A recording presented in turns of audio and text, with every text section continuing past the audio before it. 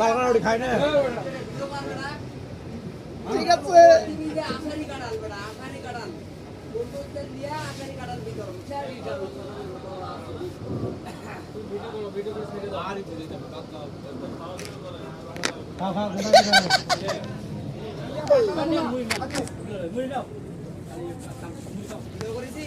আমি আজকে সবার দৃষ্টি আকর্ষণ করে বলছি তো আমাদের এই দোকানে আজকে একটা কাঁঠাল নিয়ে আসলাম তো কাঁঠালটা পরিমাণ পর্যন্ত অনেকটা ভালো তো আমি বলছি যে যেহেতু সবাই আছে কাঁঠালটা সবাই খাওয়াই ফেলাই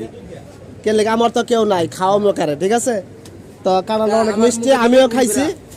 খাইছি তো অনেকটা ভালো লাগছে ভাই কাঁঠাল কেমন হয়েছে